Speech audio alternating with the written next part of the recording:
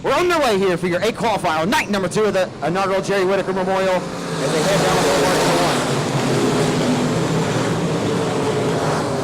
1. Who's going to get the whole shot tonight? They hit off a 2 down the back straightaway into turn number 3. It's going to be fast Phil Dixon, the very well-respected veteran racer in A1, going to lead them off of 4. But Leger going to work the hub off of 4 down the straightaway. Hebert gets the door just right in front of the space to head off into 1. Dixon leads. Castaneda around the hub of the racetrack as they head off into turn number 3 off of 2. Here comes Shane Hebert down to the inside for second.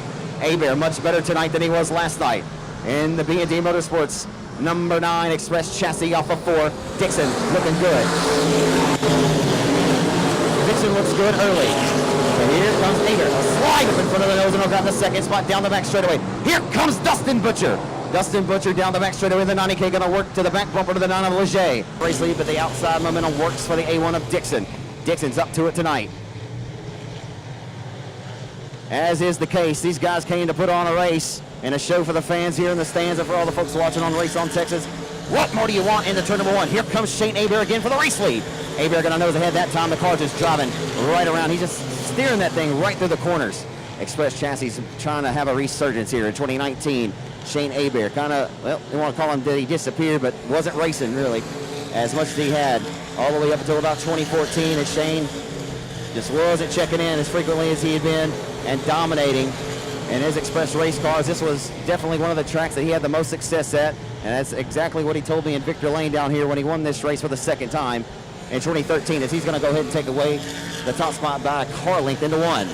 Hebert working the hub and working it extremely well around the South Texas Speedway. Final times of 3 and 4. He'll go from the outhouse last night to the in-house tonight. The owner and fabricator of Express race cars, Shane Hebert, back to Victor Lane here in Corpus Christi, Texas. Distributor wire came off from the call, so no big deal.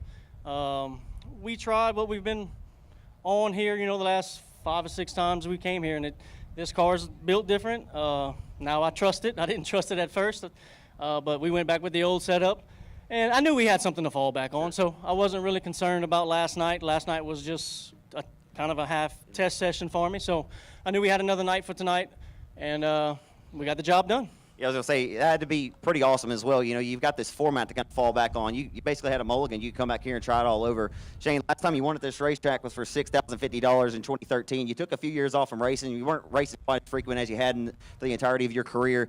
And the Express race chassis, it seems to be that the thing's on a little bit of a resurgence, and you got to be pretty thrilled with that as well.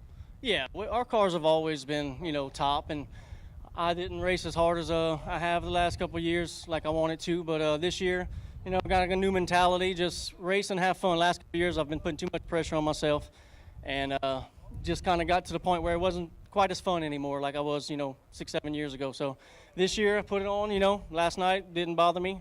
A couple of years ago, I probably would have threw the helmet, the steering wheel, and everything at the car, but, you know, we have another night to race, and we're just thankful to be here.